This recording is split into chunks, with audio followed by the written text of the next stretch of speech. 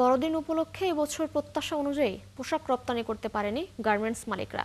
তৈরি পোশাক শিল্পের উদ্যোক্তারা বলছেন, বিশ্ব মন্দা এবং ট্রাম্প শুল্কে মূল্যস্ফীতি উস্কে দেওয়ার কারণে ক্রেতাদেরও ক্রয় ক্ষমতা কমেছে।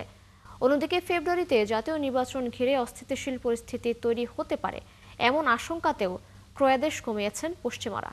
জাহিদুল ইসলামের প্রতিবেদন। বছরের বেশিরভাগ সময় গড়পড়তা পোশাক রপ্তানি করলেও বড়দিন উপলক্ষে নতুন ডিজাইনের ক্রয়াদেশ আসে জুন এবং জুলাইয়ের দিকে, যা রপ্তানি হয় সেপ্টেম্বর থেকে নভেম্বর পর্যন্ত। গার্মেন্টস মালিকরা বলছেন, পোশাক রপ্তানির মূল বাজার ইউরোপ এবং আমেরিকা সহ পশ্চিমা বিশ্বের দেশগুলো।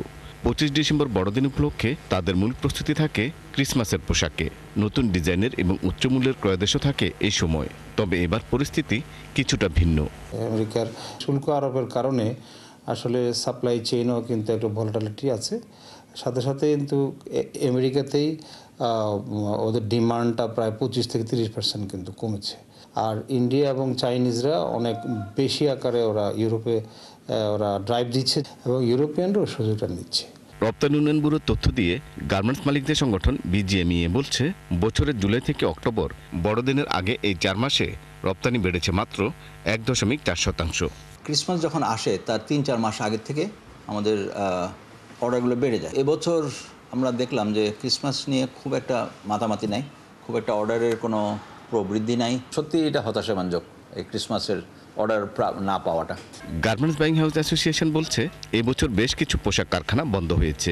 সামনে জাতীয় নির্বাচন, সবকিছুরই খবর নিজস্ব মাধ্যমে রাখছেন ক্রেতা প্রতিষ্ঠানগুলো। প্রায় 300-র মতো ফ্যাক্টরি বন্ধ হয়েছে। এই বন্ধ ফ্যাক্টরিগুলি কাস্টমারের কাছে একটা ভুল বার্তা যাচ্ছে এবং তার সাথে রাজনৈতিক অবস্থা আছে, সেটারও কোন দিকে ডাইরেকশনে যাবে সেটা নিশ্চিত না হওয়া পর্যন্ত মনে হয় না আমাদের এই সাফিসিয়েন্ট অর্ডারগুলি আমাদের কাস্টমাররা আমাদেরকে প্লেস করবে। অন্যদিকে স্থানীয়ভাবে উৎপাদন ও বন্দর সেবার খরচ বৃদ্ধির প্রভাবও ক্রিসমাসে রপ্তানি কমার কারণ বলছেন সংশ্লিষ্টরা।